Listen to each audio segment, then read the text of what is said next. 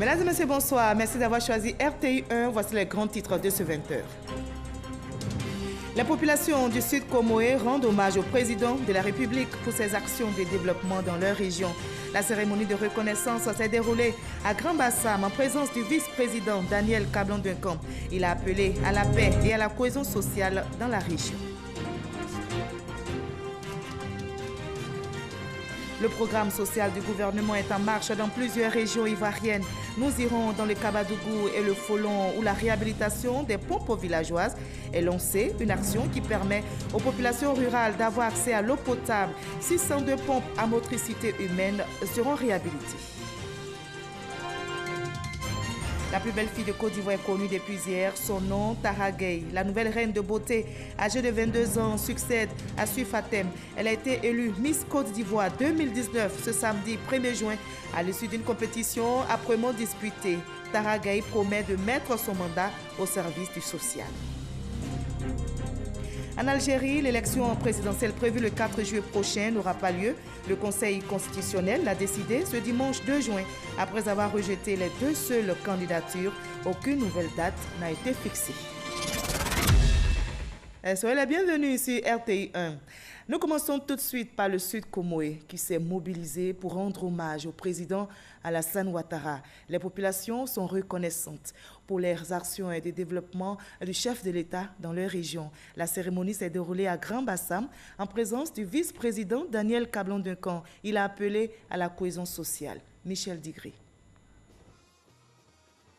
Venus d'Aboisseau, de Tiapoun et d'Adiaké, les populations du Sud Comoé, aux côtés de leurs frères de Grand Bassam, ont bravé la pluie pour témoigner leur reconnaissance au président de la République. Merci à vous, chers parents, d'avoir effectué le déplacement ce jour, en bravant les intempéries, pour témoigner à la Côte d'Ivoire et au chef de l'État que ici, dans le Sud Comoé, nous ne sommes pas des ingrats et que nous savons reconnaître le bien qui nous est fait.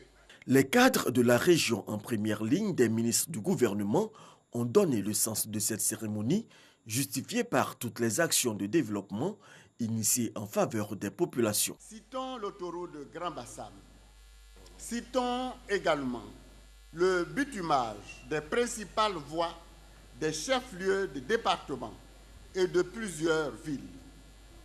Construction de la voie express Aboisseau-Noé. Bitumage de la route de la préfecture de Tiapoum. Au cours de cette cérémonie, le vice-président Daniel Kablon-Duncan a livré un message pour la cohésion sociale dans la localité. Et au regard des événements malheureux et douloureux survenus dans plusieurs endroits du pays, et récemment à Béoumi, je voudrais, lancer un appel solennel à l'amour du prochain, à la cohésion sociale, au rassemblement, au vivre ensemble, en un mot, à la paix, en vue de permettre de poursuivre l'œuvre de construction de nos chères Côte d'Ivoire. Le vice-président a par ailleurs annoncé la réalisation prochaine de plusieurs grands projets qui impacteront significativement le développement de la région du Sud Comoé. Voilà, message de paix et de rassemblement prôné également à Didier-Vie où les populations de la région et du Bélier se sont mobilisées. Le président du Sénat, Jano Aoussou Kouadio, leur a annoncé officiellement son adhésion au RHDP, le Rassemblement des Oufouettistes pour la démocratie et la paix. Nous y reviendrons dans ce journal. Le RHDP continue justement d'étendre sa toile et de relayer son message de paix et de rassemblement sur le terrain. Le mouvement Tonkpi RHDP 2020 vient d'être lancé dans la ville de Mans. L'initiateur de ce mouvement, Albert Flendé, veut mobiliser les filles et fils du Tonkpi pour la cause du parti RHDP. Éric Goury. Albert Flendé à la tête du mouvement Tonkpi RHDP 2020. Un mouvement qui a fait son lancement dans la ville de Mans il y a à peine un mois. Son objectif, assurer la victoire du RHDP en 2020 et pour y arriver, il faut l'implication des fils et filles de la région du Tonkpi. C'est un mouvement formé de cadres, d'élus et donc si on doit désigner les responsables pour animer le parti dans le Tonkpi, il faut qu'on compte avec ces gens-là. Ce mouvement a trois petits objectifs précis. Il est chargé de faire la promotion du RHDP, pas la promotion de quelques partis que ce soit, puisque les partis sont fondus dans le RHDP. Une idée soutenue par les élus cadres du Tonkui. Un outil important qui vient de mettre à la disposition de tous les cadres du Tonkui. Et ensuite, vous dire que nous, les élus, qui sommes les hommes de terrain, qui sommes les porte-parole des populations, je pense qu'il n'y a pas mieux loti que nous pour faire la promotion du RHDP sur le terrain. Nous partageons la vision et nous sommes convaincus que c'est le RHDP qui permettra à la Côte d'Ivoire d'être rassemblée, forte, pour continuer son développement. Le mouvement Tonkui RHDP 2020 entend travailler sur le terrain avec les autres mouvements en faveur de la victoire du RHDP en 2020, selon Albert Flendé. Et loin du terrain politique, le programme social du gouvernement fait son chemin. Le PS-Gouv est en marche dans plusieurs régions. Dans les régions du Kabadougou et du Folon, la réhabilitation des pompes villageoises est lancée à la grande joie des populations. Une action qui leur permet d'avoir accès à l'eau potable. Et dans ces deux régions, 602 pompes seront réhabilitées. Ouattara Madou Walter. 602 pompes hydrauliques, dont 360 dans le Kabadougou et 242 dans le Folon, réhabilitées dans le cadre du programme social du gouvernement PS-Gouv. Objectif, réduire le déficit en eau potable dans ces deux localités.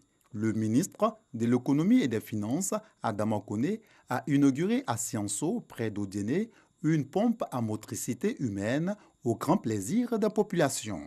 L'eau potable est source de vie et la plupart des maladies que nous avons dans notre zone là sont des maladies hydriques. Voilà pourquoi le président de la République donc a été très sensible à nos doléances. Il a décidé de faire en sorte que l'eau soit le nombre des priorités du programme social du gouvernement. Fin de calvaire pour une population qui éprouvait des difficultés à s'approvisionner en eau potable. Hassan Ouattara, merci à son gouvernement. Vraiment, c'est un problème sensible qu'il a touché. Parce que l'eau est le liquide essentiel, indispensable à l'humanité. La réhabilitation de ces pompes villageoises dans le Kabadougou et le Folon concerne également l'ensemble du territoire national. Plus de 20 000 pompes vont être réalisées, remplacées ou réhabilitées cette année au profit des populations dans les zones rurales. Et notez qu'au total, 21 000 pompes hydrauliques à motricité humaine seront réhabilitées sur le territoire national. Je vous propose de marquer un arrêt à présent dans la région du Cavali, où la ministre Anne-Désirée Ouloto a procédé au lancement de la réparation de 186 pompes. Un soulagement pour les populations rurales, nous rapporte Francis Boifou. De l'eau potable à nouveau. La ministre de la Salubrité, de l'Assainissement et du Développement durable lance, par ce geste, le projet de réhabilitation des pompes à motricité humaine dans tous les départements de Guiglo, Bloulequin, Tailly et tout le Pleu. 186 pompes villageoises à réhabiliter sur les 466 dans toute la région du Cavali. Nous avons profité de cette occasion pour lancer un appel aux populations, un appel à leur mobilisation en vue de l'entretien de tous ces ouvrages mis à leur disposition par l'État de Côte d'Ivoire pour leur permettre donc d'avoir une bonne santé, parce que tout le monde sait et tout le monde le répète que l'eau c'est la santé et que l'eau c'est la vie. La ministre Anne Ouloto, par ailleurs présidente du conseil régional du Cavali, se félicite des efforts du gouvernement en vue de satisfaire les besoins des populations en eau potable. L'eau est très sale. Quand les pompes là sont en panne, c'est ce qu'on prend pour boire. Mais quand on boit, ça nous donne beaucoup de maladies. Souvent on prend pour laver les habits, mais quand on lave, ça gratte nos peaux, on n'est pas à l'aise avec ça. Situé dans le département de Guiglo, le village de Mona a servi de cadre au lancement de cette opération qui vise à améliorer les conditions de vie des populations. Accès à l'eau potable, lutte contre la pauvreté, des défis à relever par le gouvernement qui multiplie les initiatives. Le projet filet socio-productif mis en place pour lutter contre la pauvreté, justement, a été évoqué dans le magazine du dimanche au journal de 13h, présenté par Hamza Diaby. Il avait comme invité M. Kipea Kone, coordinateur du projet filet socio-productif. Mais comment bénéficier de ce projet? Suivons un extrait de leur entretien pour nous faire une idée. Le projet filet socio-productif est une action majeure de l'agenda gouvernemental qui placé sous la houlette de Madame le ministre de la Solidarité, de la Cohésion sociale et de la lutte contre la pauvreté, le professeur Maria Tokone. Et dans le cadre de ce projet, il s'agit de redistribuer les fruits de la croissance et de faire en sorte que les Ivoiriens qui sont en situation d'extrême vulnérabilité, partout où ils se trouvent sur l'étendue du territoire national, puissent bénéficier d'une attention particulière. C'est donc un projet qui s'inscrit dans le cadre du deuxième axe stratégique du Plan national de développement qui se rapporte à l'accélération du développement du capital humain, mais il est également en date beaucoup plus récente au cœur des 12 mesures phares du programme social du gouvernement. Alors, de manière plus concrète, cela a été dit dans votre reportage, oui. Il s'agit donc d'allouer tous les trimestres, tous les 3 mois, 36 000 francs CFA à des ménages qui sont ciblés parmi les plus pauvres du milieu rural. Il y a donc désormais 50 000 ménages qui reçoivent régulièrement tous les trimestres le montant de 36 000 francs CFA. Mais dans le cadre du projet, nous ne faisons pas que l'allocation du transfert. Il y a donc une batterie de mesures d'accompagnement, déjà pour améliorer les pratiques familiales essentielles relatives à la nutrition, la scolarisation des enfants, les soins de santé, mais également l'inclusion productive, c'est-à-dire les inciter à produire des activités génératrices de revenus et donc préparer leur sortie.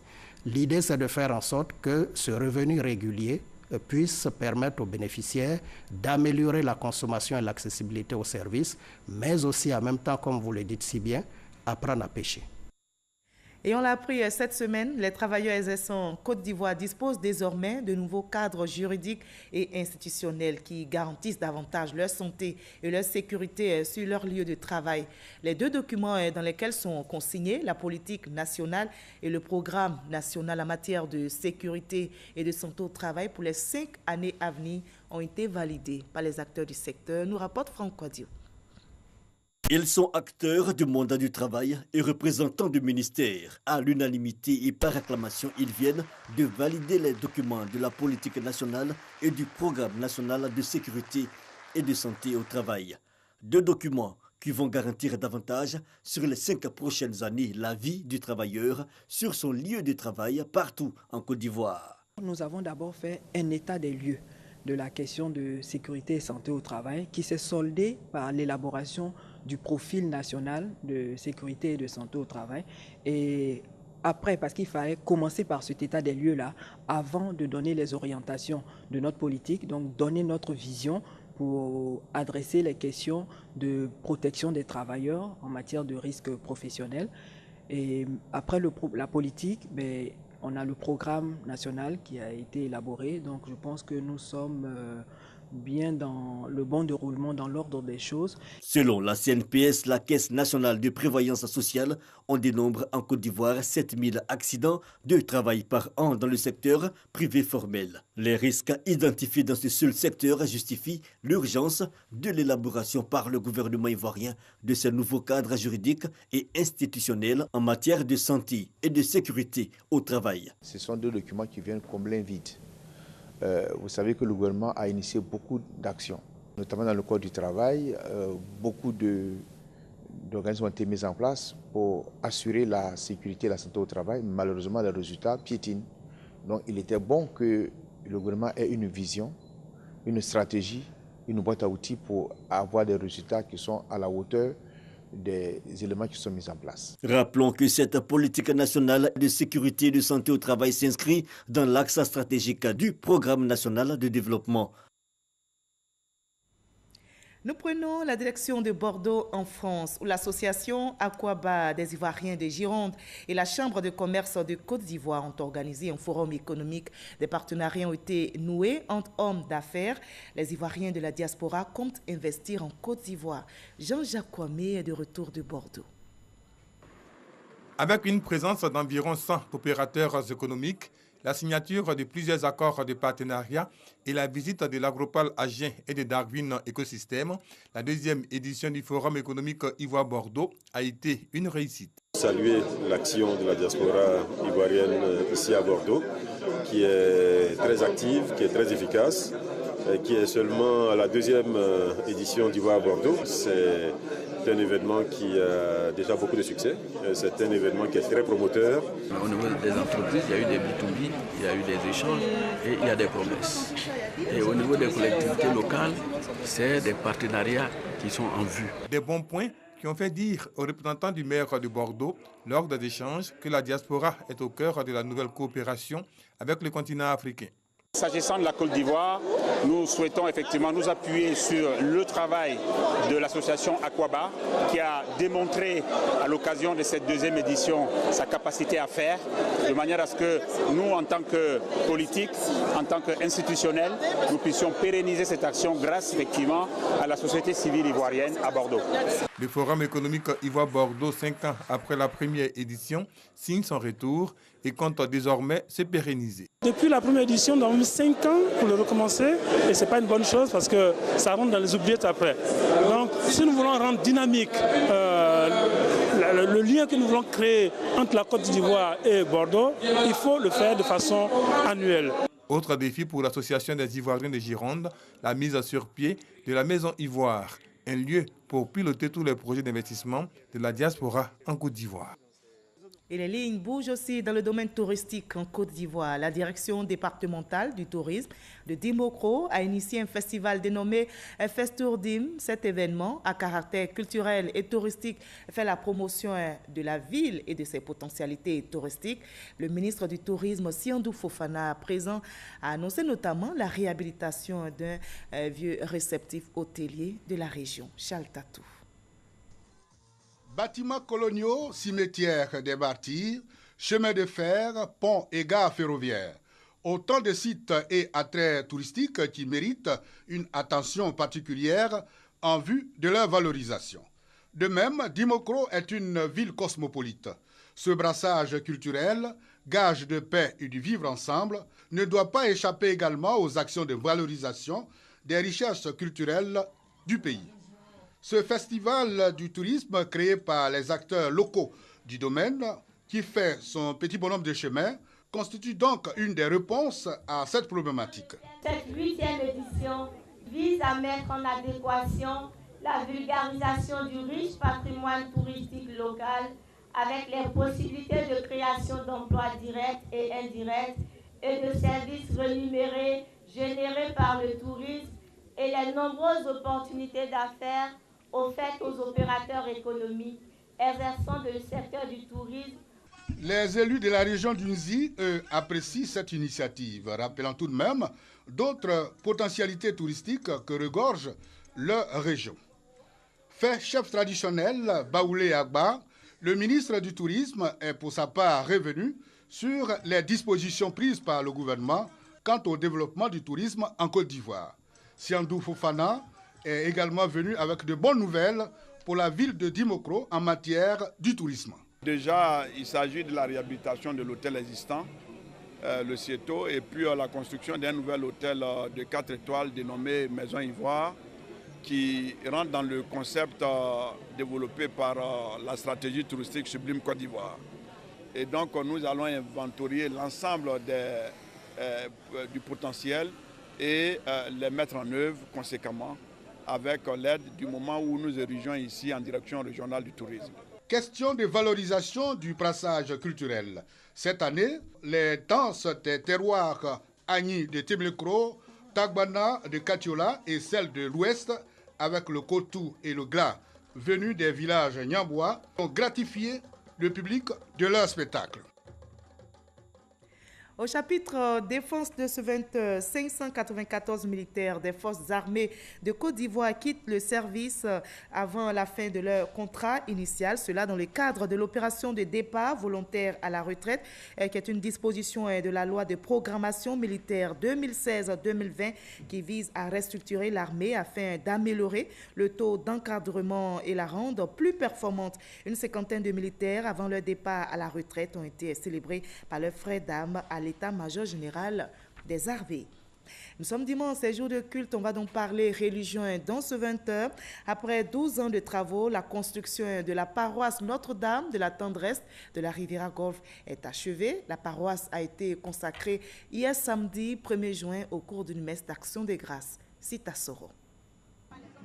Fini les moments où les messes se faisaient sous des hangars. La chapelle d'autrefois est à présent une paroisse consacrée.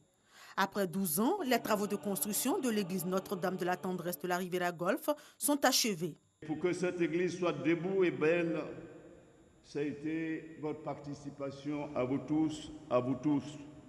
Vous avez donné de votre temps, vous avez donné de votre sueur, vous avez donné de votre argent pour que cette église soit debout et belle. C'est la reconnaissance à Dieu pour ses bienfaits et pour ce qu'il a permis à nos fidèles de pouvoir réaliser cette œuvre à la gloire de Dieu. Mon âme bénit le Seigneur avec tous mes fidèles. Maintenant, nous allons engager la construction de nos âmes pour refléter véritablement le message de notre Seigneur Jésus. Pour cette consécration, Jean-Pierre Cardinal Coutois, archevêque d'Abidjan, n'a pas manqué de remercier les paroissiens pour leur patience et leur persévérance. Toutes choses qui ont conduit à la consécration de l'édifice. Il les a par la même occasion appelés à cultiver la paix. Il n'y a rien de plus cher pour les hommes que la paix. La paix est un autre nom du développement. Sans la paix, on ne peut jamais connaître le développement. Alors, je dis à tous les paroissiens de se battre, quel que soit ce qu'ils ont dans leur cœur. Dieu, c'est l'être de l'impossible. Qu'ils demandent la grâce de Dieu, qui féconde leur cœur pour que ce cœur s'ouvre à l'autre et qu'on travaille sérieusement à la cohésion et à la paix. Par des chants, des danses et des offrandes, les fidèles de l'église Notre-Dame de la Tendresse de la Riviera Golf ont marqué leur reconnaissance au Seigneur.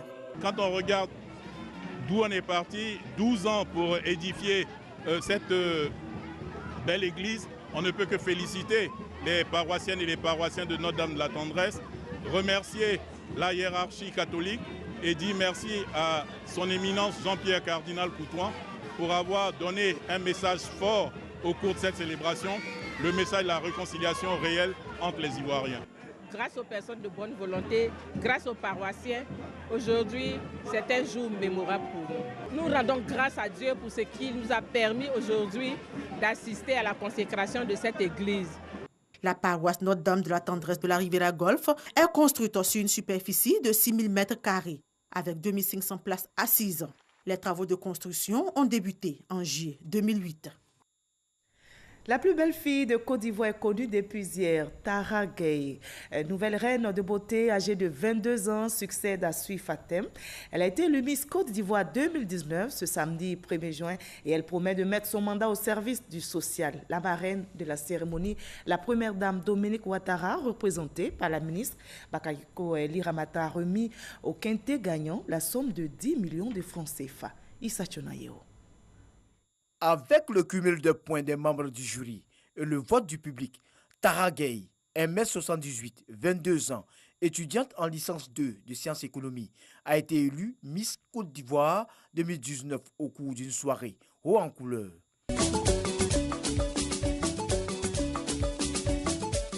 Elle succède ainsi à Sui Fatem, Miss Côte d'Ivoire 2018. Jusqu'à présent, je ne réalise toujours pas. Donc, je pense que c'est demain que je vais réaliser que j'ai vraiment été élue Miss Côte d'Ivoire. Je compte travailler pour la cause des enfants autistes, qui me touche beaucoup. Et aussi, pour notre thème de cette année, la lutte contre la drogue. Le résultat de ce concours, qui s'est déroulé dans une chaude ambiance au Sofitel Hôtel Ivoire, rencontre l'adhésion du nombreux public et des personnalités de la sous-région.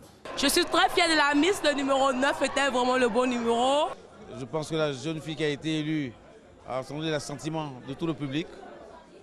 Je pense que nous avons reçu notre édition et j'espère que 2020 sera aussi bon. C'est très important de soutenir la beauté africaine et le SCDAO en tant qu'organisation internationale humanitaire, c'est vrai, la culture et puis l'humanitaire font de pair. Notre vocation, c'est de construire des écoles, des centres de santé, addiction à l'eau potable et tout récemment l'autonomisation de la femme. Donc, qui dit l'autonomisation de la femme, dit Miss Côte d'Ivoire. La fête a été très belle et la compétition était dure parce que les jeunes filles étaient toutes belles, intelligentes. Et je voudrais féliciter le comité Miss Côte d'Ivoire qui a gagné en maturité C'est aujourd'hui une véritable école de persévérance et d'excellence qui a permis de sélectionner les plus belles filles de Côte d'Ivoire. C'est le tourisme ivoirien et la culture qui se bonifient avec cette élégance ivoirienne et qui seront des ambassadrices pour véhiculer l'image de la Côte d'Ivoire encore. La marraine de Miss Côte d'Ivoire, Madame Dominique Ouattara, première dame de Côte d'Ivoire, représentée à cette cérémonie par la ministre de la Famille, de la Femme et de l'Enfant, Liramata Bakayoko, a offert la somme de 10 millions de francs CFA au Quintet gagnant.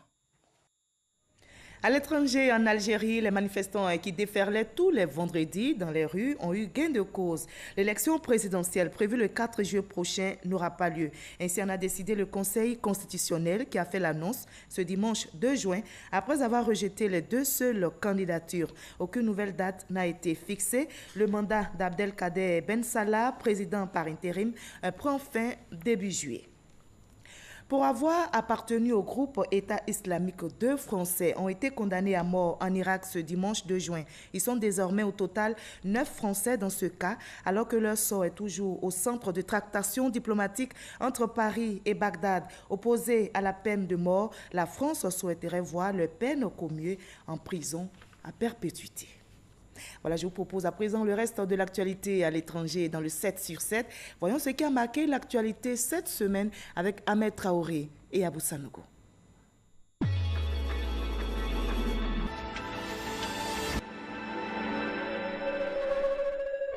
Ce lundi 27 mai, les Malgaches sont appelés aux urnes pour élire leurs 151 députés, 5 mois après la présidentielle qui a vu élire Andry Rajoelina, qui était opposé à Marc Ravalomanana. L'élection devrait se résumer à un nouveau duel entre les 2 camps des 2 hommes, avec une inconnue, le nombre de sièges que pourront remporter les nombreux indépendants. Le Soudan entame ce mardi 28 mai 2 jours de grève générale. Depuis la chute du président Omar el-Béchir, les militaires qui ont pris le pouvoir sont en négociation avec les civils. Un dialogue suspendu pour cause des désaccords autour du Conseil souverain, l'organe qui doit diriger le pays durant la transition jusqu'aux prochaines élections. Boris Johnson doit comparaître en justice pour avoir menti durant la campagne pour la sortie de la Grande-Bretagne de l'Union européenne. Dans un arrêt rendu ce mercredi, le juge Margot Coleman a estimé que les plaintes contre l'ancien ministre des Affaires étrangères et ancien maire de la capitale étaient recevables. Le président américain a annoncé que les États-Unis prélèveraient à partir du 10 juin des droits de douane de 5% sur tous les produits importés du Mexique. Pour Donald Trump, ces droits de douane augmenteront chaque mois jusqu'à ce qu'ils atteignent 25% au 1er octobre prochain. Ce, tant que le Mexique n'aura pas stoppé considérablement le flux de migrants arrivant à la frontière avec les États-Unis. Après le retour de la dépouille mortuaire d'Étienne Tshisekedi, 2 temps forts étaient attendus ce vendredi 31 mai.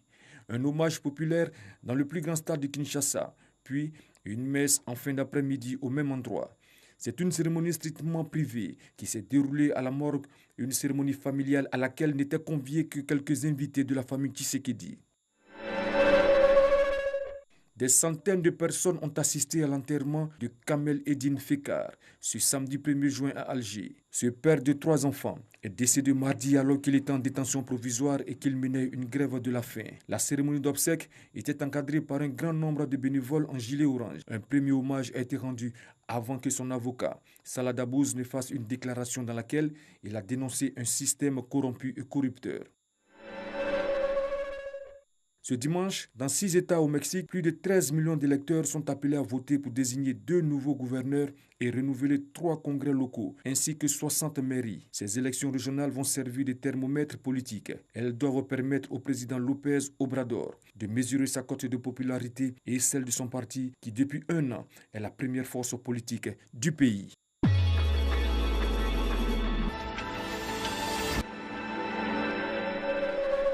Voilà, et ainsi va le monde en 7 jours. Je rappelle qu'à Didiéville, ce dimanche, les populations de la région et du Bélier se sont mobilisées. Le président du Sénat, Jano Aoussou Kouadio, leur a annoncé officiellement son adhésion au RHDP, le Rassemblement des Oufouettistes pour la démocratie et la paix. Il a fait l'annonce ce dimanche donc lors d'un grand meeting. Le reportage de Kader Sogodogo vous sera proposé dans nos prochains journaux. Et à 23h, Kolo Klubali prendra le relais pour le dernier journal. Demain 20h, retrouvez Delphine Bla. Je vous souhaite une très belle reprise de travail. Demain lundi.